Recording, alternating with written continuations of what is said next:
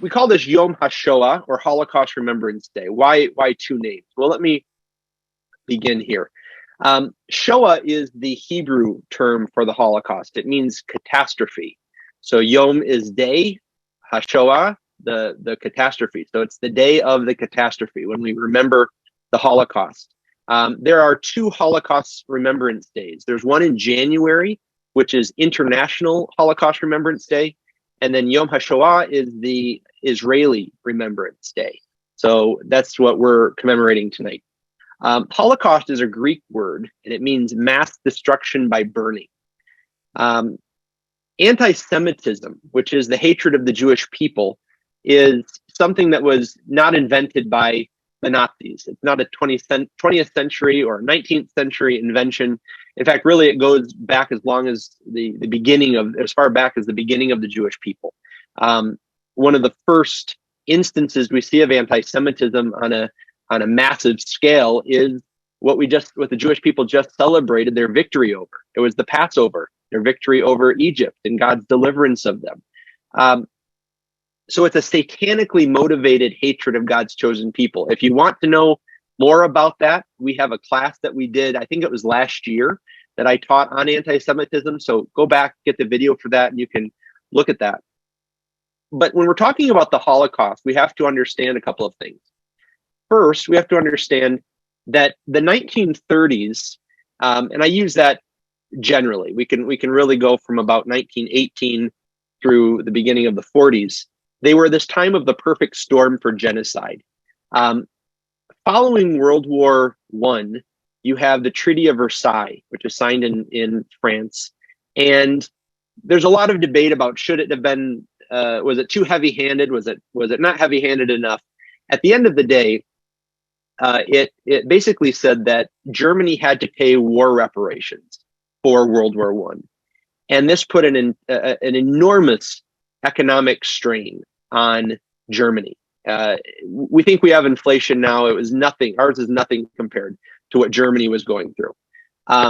There was also political turmoil. When you have economic problems, what happens? Well, you have these demagogues and would-be dictators who rise up and they say, hey, I've got the answer to all of our problems. So we have that. That's the first thing we have. We also have scientific theories. Today we call it pseudoscience, false science. It was not considered pseudoscience when it was in the mainstream. Something to always keep in mind. One of these things was eugenics. So this idea that there are racial traits, and you can see in this picture, this is a scientist who is measuring the nose and features of this man's face with calipers. And it was the belief that you can determine a person's race by measuring their features. So this is science taken to a very unhealthy place. We also had Darwinism, evolutionary theory, which is harnessed, and now we think, well, if there's survival of the fittest within species, why can't that apply to the races? Now, biblically, there's a lot of problems with this. Race is not a biblical idea. This is a construct that's been developed by people, but we have these scientific theories emerging. And then finally, we have technological advances. One of the things as we look at history that we see is that whenever man does something that we might term true progress, we also see how it's harnessed to do evil. And we see that with technology, even now, of course. But at this time, you have a lot of advancements, and I'll just point out a few. One, if you remember in World War I, one of the novel things that was happening on the battlefield was that mustard gas is being used. So this is not just shooting at your enemy. Now you can gas your enemy. We also have happening here in the United States, actually just a few miles from where I live, Henry Ford's assembly lines. He's learned how to systematize the production of machines. That's going to be very important to Nazism, as we'll see. And then methods of mass killing and mass sterilization, which we're going to see as well. And this is kind of tied back to eugenics. So we have this perfect storm. All of these things converge Germany is considered the most liberal, and I mean that in the a good sense, freedom-loving place in the world. It is a very wealthy nation, a wealthy culture. It's a cultured people, the height of civilization, and yet it's going to also be the purveyor of one of the most horrific genocide that we know of. I want to give you just a very extremely brief overview of the Holocaust by date. I give you this and a link to a more thorough timeline in your notes. But in January of 1933, Adolf Hitler is appointed chancellor. Now, what we often think is that Adolf Hitler, since he was a dictator, he grasped control illegally. No, he was appointed very legally by the government to take over the government. Now, he eats up this power. He's a power-hungry person, but he is appointed chancellor legally. In March of that year, a couple months later, the first concentration camp opens. This is called Dachau.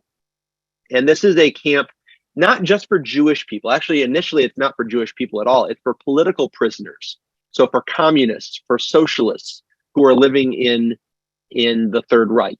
Later, it will be used for Jewish people, for the Roma or the Gypsies, for those who identify as homosexual, and for other dissidents living in the Third Reich.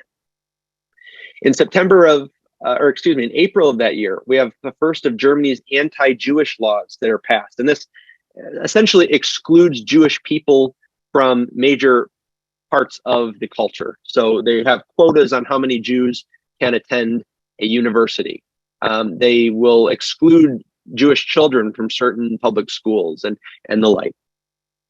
A few months later, in September, the Nuremberg race laws are issued. And these race laws are based on the idea that there is such a thing as Aryan blood, that there is German blood, and that it needs to be kept pure.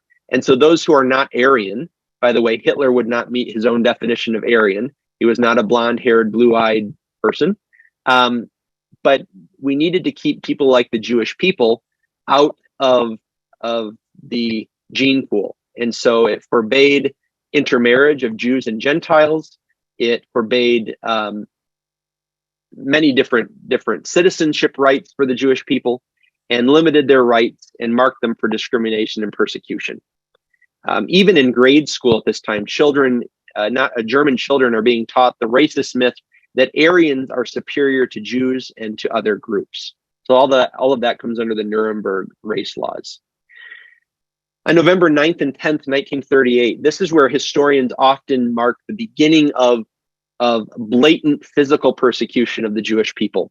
It's called Kristallnacht, or the Night of Broken Glass. Jews in Germany are targeted. Nazi leaders organized a wave of attacks on Jews living in Germany. Some civilians joined Nazi paramilitaries to loot businesses owned by Jews and to burn synagogues. Many Jewish people are arrested and sent to camps that have been established. The Nazis hoped that violence would drive the Jewish people out of Germany. The German police at all levels joined anti-Jewish actions during Kristallnacht.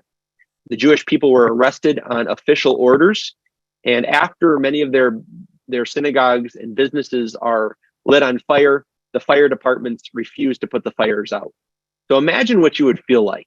All of the systems that you have as a citizen of Germany, the taxes you have paid to fund the fire department and the police department and the government in general have been turned on you. And this is the situation the Jewish people are in. Jumping ahead, again, I said this is very brief, but in January of 1942, we have the Wannsee Conference, or the Wannsee Conference. And this is the meeting that is held to coordinate what will be termed the final solution to the Jewish problem. So the Jewish people are a problem to Germany. None of the other nations want them. And Hitler basically says to the nations of the world, you want the Jewish people so much, take them. And most of the world closed their gates, their borders to the Jewish people, including the United States, by the way. This also results in the establishment of a network of concentration camps and extermination camps, in which 1.7 million Jewish people will be murdered between 1942 and 1943. Finally, May 7th, 1945, Germany surrenders to the Allies. What is the result? Well, yes, the Allies win, but 6+ million Jewish victims perish. 5 or more million Gentiles perish, and these are not non-military dead. These are civilian, so who are targeted. But these numbers are really impersonal and difficult for us. I don't know about you. I can't picture 6 million people, let alone 11 million as the whole. So it might be better to think of the murder of just, if you picture your father or your mother or one of your children being murdered, and then multiply that 6 million times. Imagine the devastation. Well, today we're going to look at the life of one man who is a Holocaust survivor, a very dear friend of mine, to keep the memory of what happened to him and the victims of the Holocaust alive. And we're also going to highlight the two people, a couple, who used their lives to rescue Jewish people. And we're going to look at both of those. So let me begin here with my friend Martin. Martin Ackerman was born in 1928 or 1929 in Mexico City, Mexico. We don't know exactly because his papers were lost during the war. His parents were from Hungary. His father was from Munkacs, which is part of Ukraine. His mother was from Budapest, Hungary, and they married and soon after immigrated to Mexico for work. His dad was involved in factory work, in managing a factory, and they opened one in Mexico and asked his father to go and relocate to Mexico. While they're there, they have children. First, they have Jean, who is on the right there. Then they have Solomon, who will later change his name to Martin when he comes to the United States. And the mother, Mrs. Ackerman, we don't know exactly what happened, but Martin's parents separate. And the father stays in Mexico. His mother takes Martin and Jean back to Hungary, or to her home, and it's there that she gives birth to Piroshka, the youngest, the daughter, who she became pregnant in Mexico and then has the little girl back in Budapest. Life for Martin and his siblings was very happy. They were extremely poor. In fact, Martin told me, he said, I don't remember ever having a toothbrush. So simple, so poor were they. He didn't even have a toothbrush at the time, but they were generally happy. This is Martin when he was about 10 years old, about 1939 or so, the right. His life really centered around the Jewish quarter. He lived on Karali Street, or Karali Uta, in Budapest, and this is the historic Jewish quarter of Budapest. There, his whole life really revolved around one building, and that's the apartment building that his grandmother somehow owns, and he wasn't sure how she ever came to own this. His grandfather died when Martin was quite young, and so she's left with this apartment building. She, three of her daughters, one of which is Martin's mother, and then Martin and his two siblings all live in one apartment within this building, and the rest of the building is rented out to tenants. Also, on the backside of the building, in a small room, is their synagogue, or their shul, as it's often termed. And it was a very small Orthodox synagogue. And so he lived and worshipped all in the same building. In 1929, a new organization is started, a new party, and it's called the Arrow Cross Party. It's a fascist political organization. It's essentially the Hungarian counterpart to Nazism. And in May of 1929, the Hungarian elections take place, and this group becomes the second most popular party. They receive about 30 seats in Hungarian parliament. In his little book that he wrote, Martin writes this: The Hungarian Nazis, they were called the Arrow Cross Party. They had always been there in Budapest, but I became aware of them in 1940. I remember that the stores in Budapest had metal curtains that they would pull down over the windows. The only reason I remember them is because the Nazi young people would shove me into them and my head would hit the metal. These people would call him Christ Killer. And he said some of these kids came out of their churches on Sundays, and if they saw Martin or any other Jewish people on the streets, they would assault them. In 1944, Germany is occupied by Hungary, and they give support to the Arrow Cross. So they ally themselves. They're both they're pretty much in the same vein. They're far right organizations. And so in April of that year, actually April through July, and I'm reading this from the Holocaust Memorial Museum, the Germans and Hungarians deported Jews from the Hungarian provinces. By the end of July, the Jews in Budapest were virtually the only Jews remaining in Hungary. They were not immediately ghettoized. Instead, in June of 1944, Hungarian authorities ordered the Jews into over 2,000 designated buildings scattered throughout the city. The buildings were marked with Stars of David. About 25,000 Jews from the suburbs of Budapest were rounded up and transported to the Auschwitz-Birkenau killing center. Hungarian authorities suspended the deportations in July of 1944, sparing the remaining Jews of Budapest, at least temporarily. Martin writes this: "At this time, we had to wear yellow stars. We were restricted on what time we could go out and when we couldn't. One day, they announced that everybody was to leave the house. They took us into a big place. I think it was a hippodrome. They got all the Jews from Budapest, at least all that they could catch, because some of them were hiding. Once we were all collected, they separated us. My brother and I went to one side, and the other part of my family, this would be his mother, grandmother, 2 aunts, and sister, went to the other side. This was the first time I was away from my mother, my family. The Nazis said, 'Pack only what you can carry on your back.'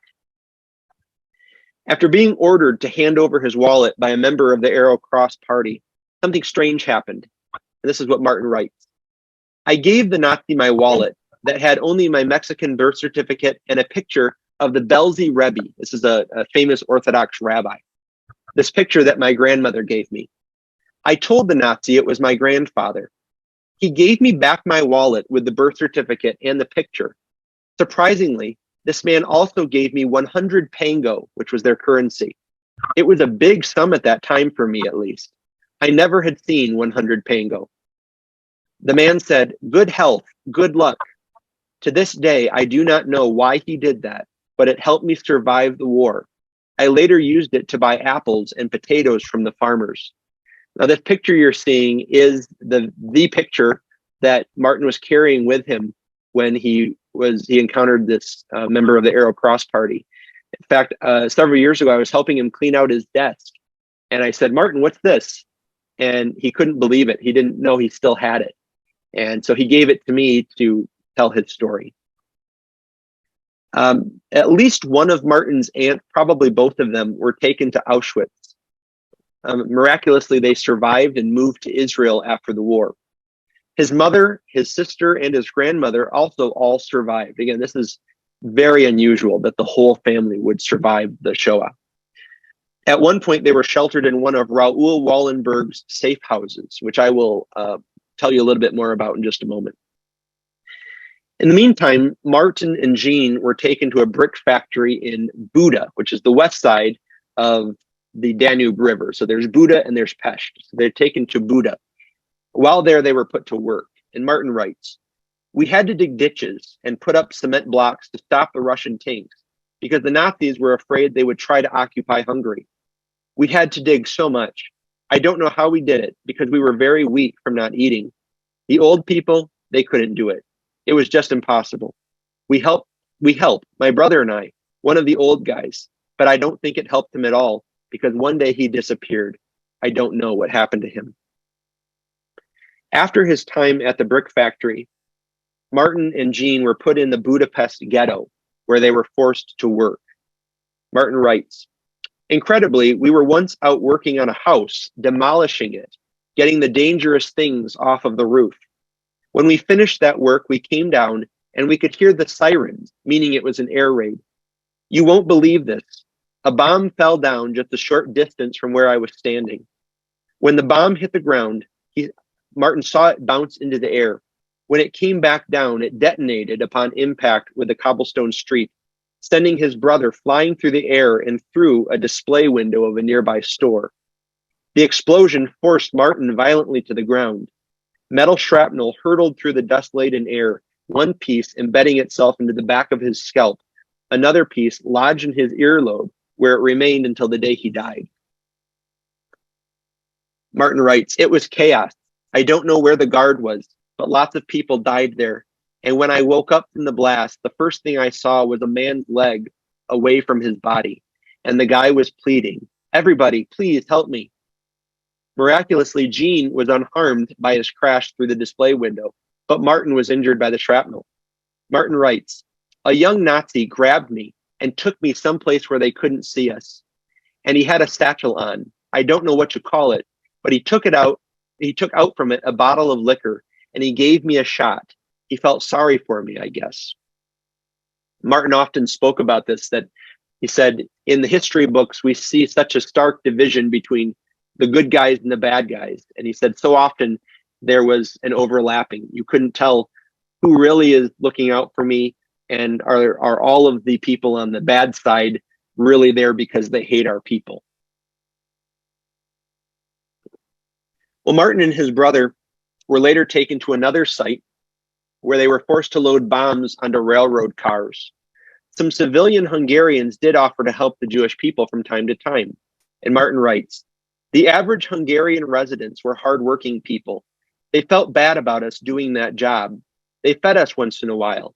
That was the first time I had lentil soup with sausage. In fact, I think it was the first time I had pork, too." Well, as the Russians moved closer to Budapest, the Nazis began moving the Jewish people toward the western border, towards Austria and towards Germany. This is the picture of a Hungarian people coming out of Budapest. It's called a death march. And they're men, women, and children in this picture. Martin and his brother were part of this march, often called the Death March. According to one historical site, Martin and other deportees were supposed to walk in transports of 2,000 to 4,000 people, covering 12.5 to 15.5 miles per day. Martin writes about this. He says, "The end of the war was near, so they got all of the people from the factory, and they tried to take us to a concentration camp. I don't know which one, but we had to walk, and we walked, and we walked. And if you couldn't walk anymore, you were shot. I saw it with my own eyes. They shot an old man. He didn't fall down. He just slumped to his knees and was dead. I don't know how many they killed that time, but the march went on." At the same time, many around the world did try to save as many of the Jewish people from Budapest as they could. And I'm quoting here from a Holocaust blog about Budapest. They say, "Diplomats of neutral countries, Zionist activists, as well as thousands of family members, friends, and their helpers were trying hard to lift as many people as possible out of the marching lines based on various pretexts. Cars and bicycles hit the road carrying messages, parcels, and real or forged protective documents." For the sake of time, I'm not going to go through quite everything I was going to say about Martin, but I do want to let you know, in your notes that you'll receive, I'm sending with you the entire booklet that Martin wrote. So he has all of these accounts that I'm excerpting here. Eventually, they were put into, they're taken back to the Budapest ghetto because they had foreign birth certificates. He and his brother, Gene, did. And through a really interesting story, they make it out of the ghetto, past the Nazis, and they are eventually reunited with their mother and sister, who are living in, at this time, a safe house that Raoul Wallenberg established. Now, I mentioned these before.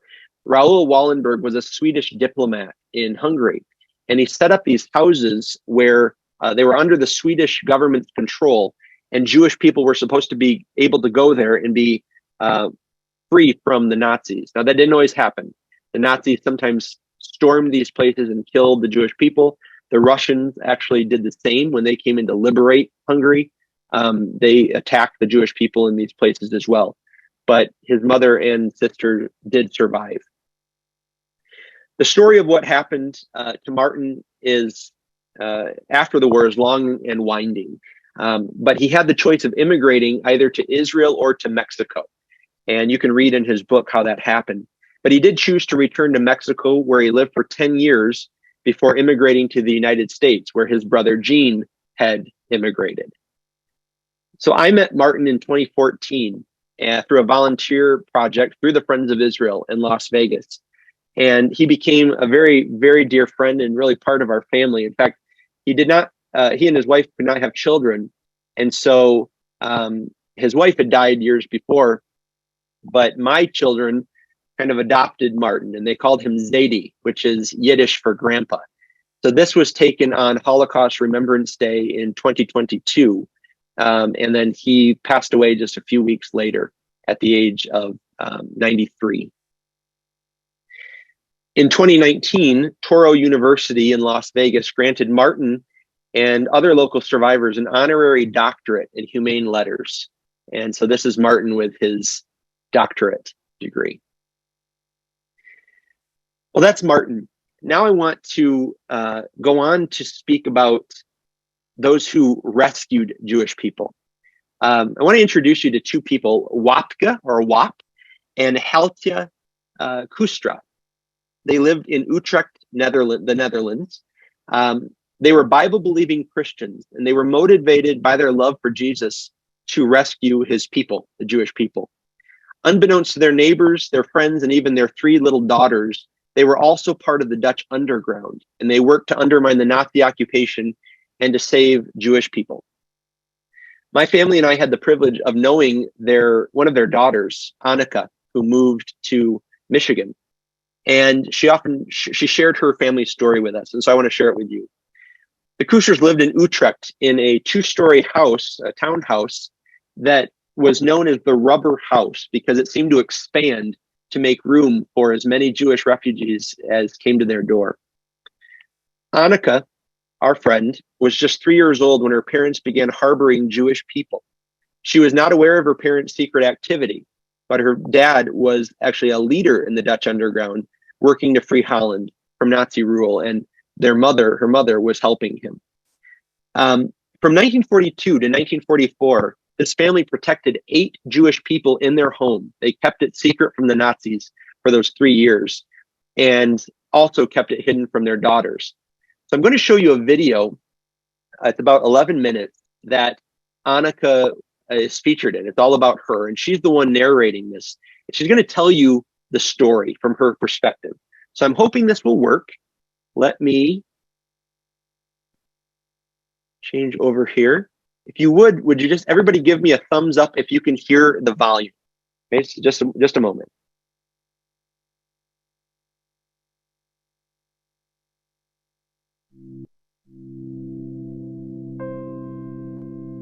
I decided, since I was not allowed to be in that room through the door, that maybe I would go to the backyard.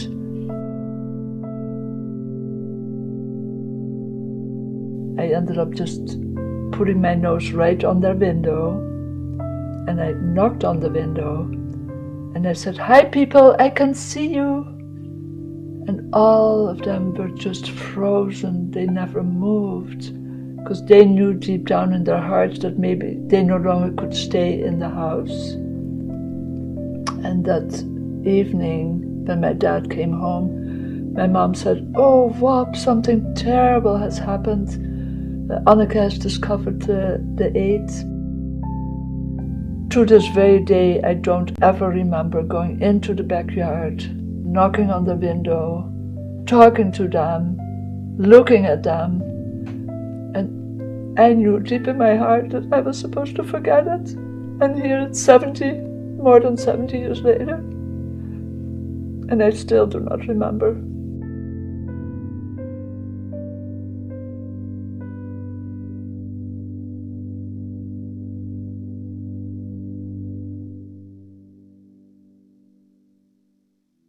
I'd like to invite all of you today to go with me on the trip to Holland. From Amsterdam, we're traveling to the city of Utrecht, and we're looking for the southern part because that's where our house is. My mother's name is Heltje Bos. My father's name is Bob Koistra. My older sister, her name is Romy. She was 7. My baby sister was only 2. And I myself was almost 4 years old. Even though the Germans had occupied Holland in 1940, life was not bad. In fact, many people did not mind since several matters had improved.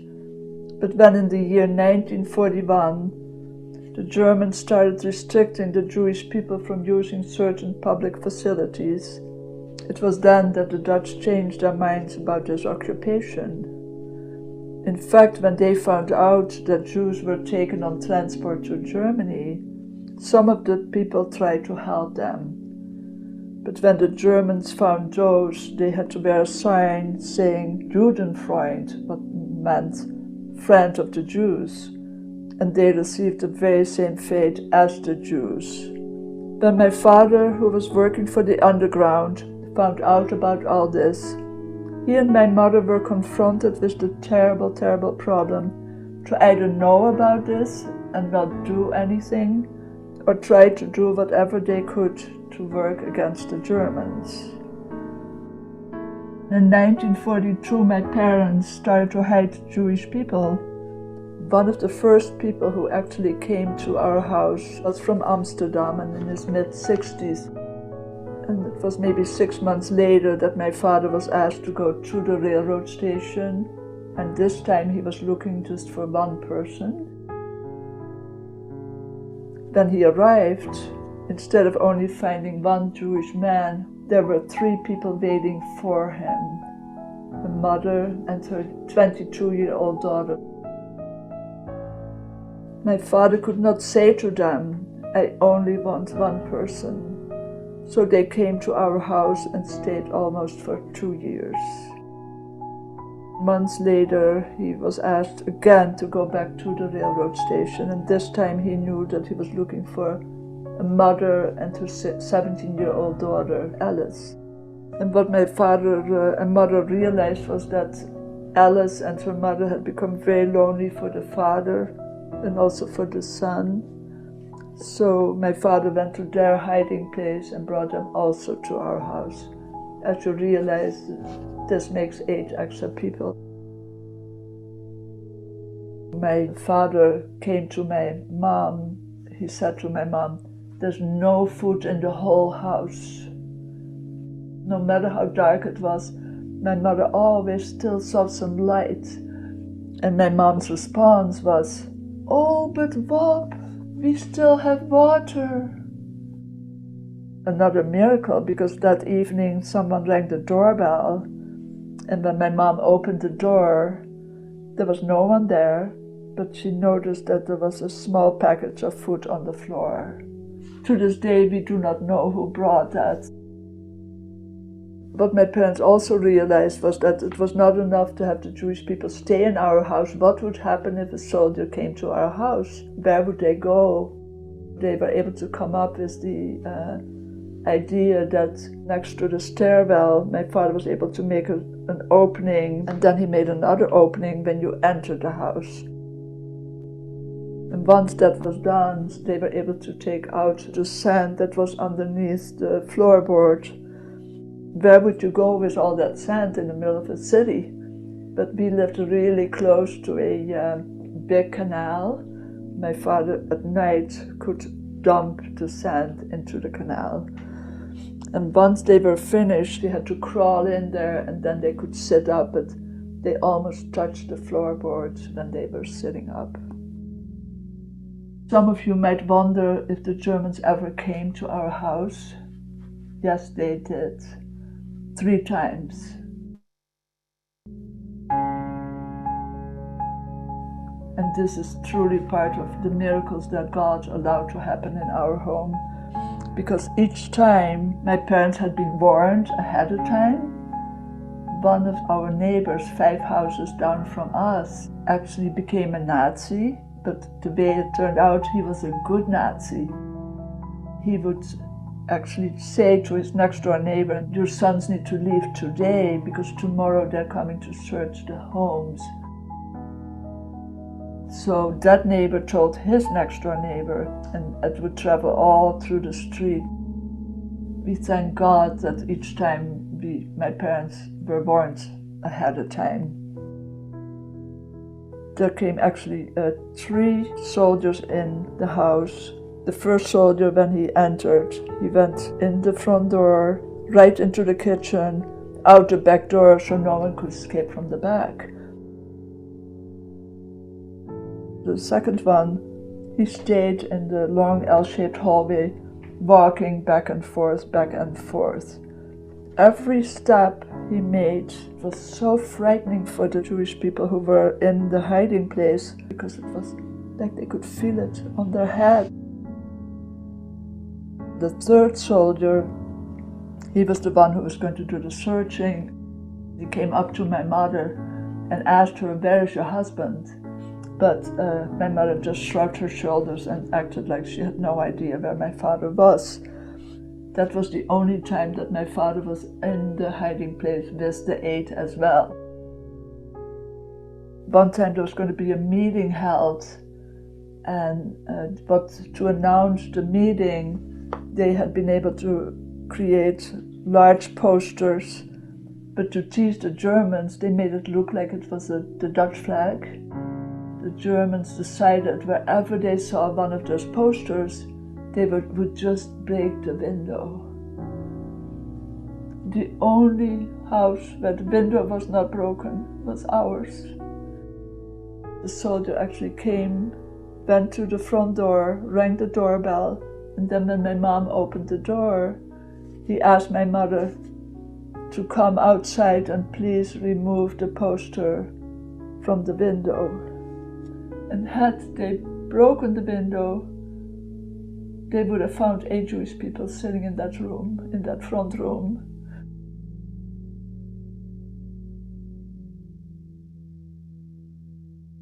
When it was the 5th of May, 1945, it was in the evening at 10 o'clock at night that my mom actually came to our bedroom and unlocked our door and asked us to come downstairs. And as we entered this front room, we saw a big crowd of people, and everyone was hugging and everyone was crying. And that was the very first time that we were allowed to see the 8 who had lived with us.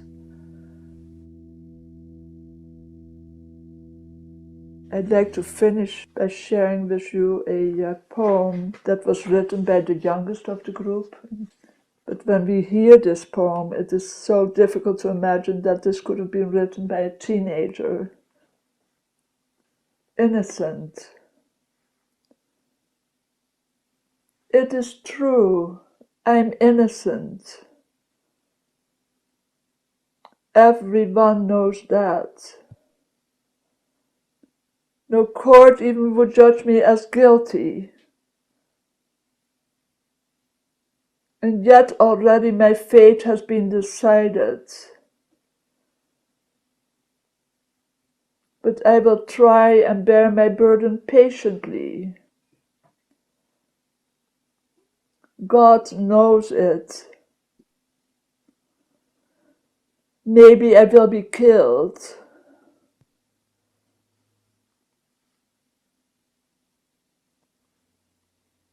Maybe I will be deported. Maybe I will be put to labor.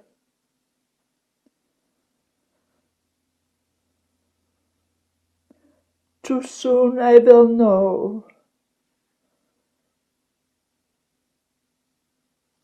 Who am I?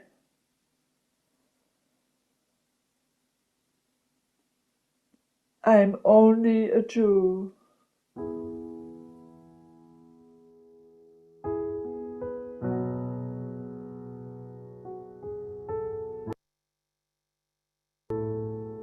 Okay.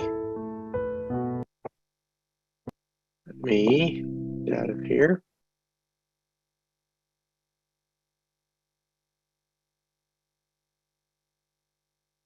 start here. So that is the story of the Kustras. And this is the girl that she talked about, Ellis. And Ellis told Yad Vashem later on, the Holocaust Museum in Jerusalem, that Wap, Annika's father, anytime anything good happened, he would read Psalm 150 to the group. And of course, that's the final psalm, and it's all praising God. And on the last, on the day when they were liberated, one of the men, I believe it was this man, Mr. Pam, he stood up and he read it from the Hebrew, and everyone said, "Praise the Lord." They had made it through the Holocaust.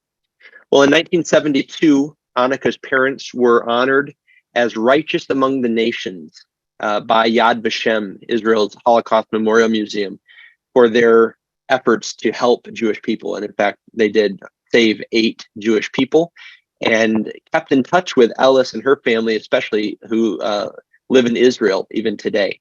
So very special story there with the family. I want to close by talking about us.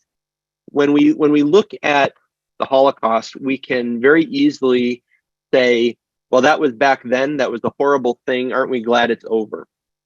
And we should be glad it's over, but we should not be so naive as to think that anti-Semitism is over, or that Holocaust denial is not something we must confront. I want to first begin with the rising tide of anti-Semitism. We are living in a time of unparalleled anti-Semitism in the United States. In 2022, there were 3,697 reported anti-Semitic incidents. These are only the ones that actually made it to the records in the United States. Overall, there was a 36% increase from 2021 to 2022. And the breakdown is 2,298 cases of harassment, 1,288 cases of vandalism, and 111 cases of assault against Jewish people. So these are increases across the board.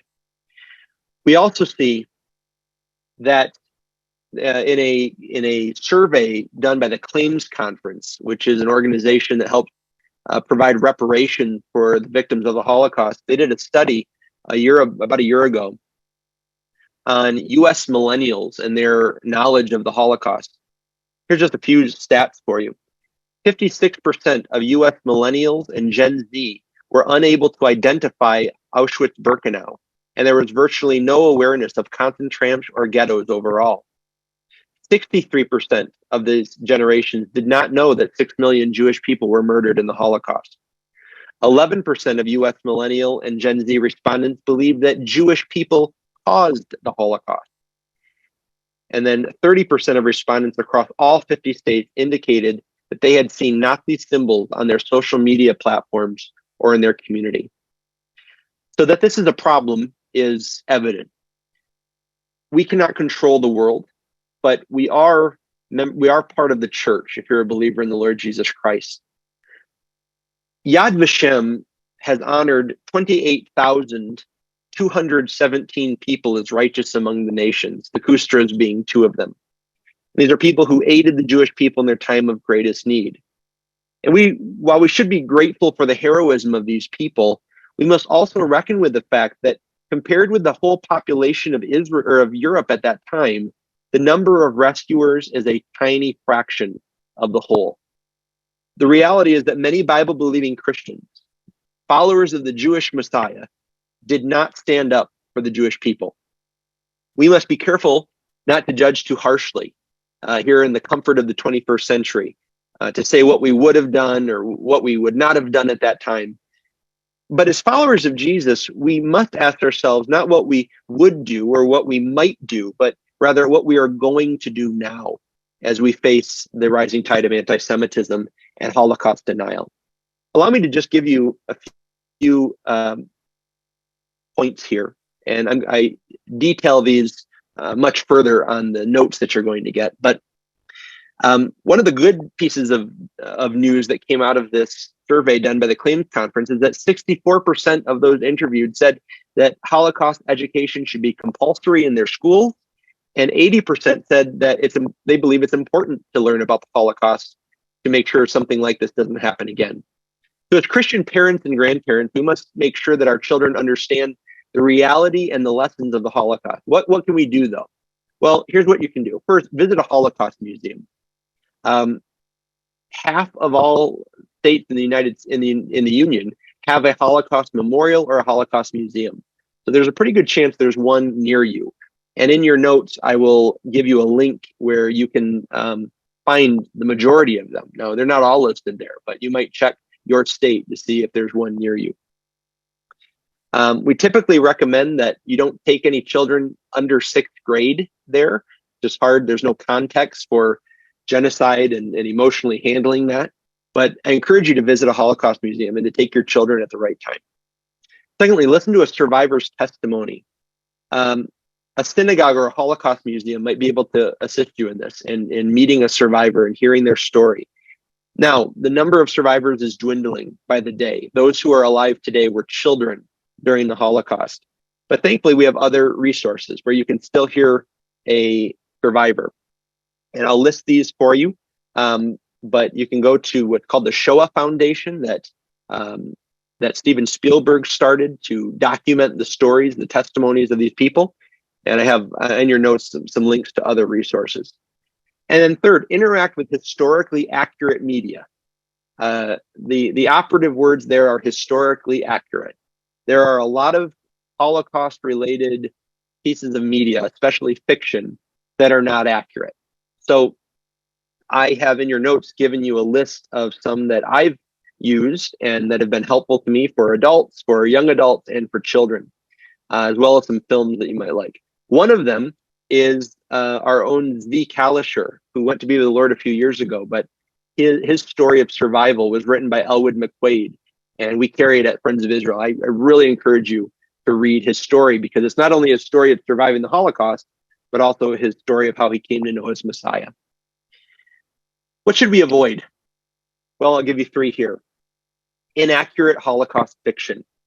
There's a lot of Holocaust fiction. It's very popular right now, and there's some good and there's some bad. We need to make sure that what we are consuming, what we're giving to our children, is true. Because if we are feeding them stuff that's not true, it actually feeds in to the Holocaust deniers' narrative. Because look at this is just Hollywood's version of World of War. There's lots of people who die during a war. There was no such thing as a Holocaust. It's all made up. So there are films like The Boy in the Striped Pajamas that are not helpful because they could never have happened. It's not based in fact. There is no way, first of all, a child is in a concentration camp. The children were killed in the camps. And then the idea that there would be a Gentile child who'd be able to come up against the fence and feed food and become friends with a Jewish child, it didn't happen. So we need to make sure that we find resources that are true. Secondly, we need to avoid careless Holocaust analogies.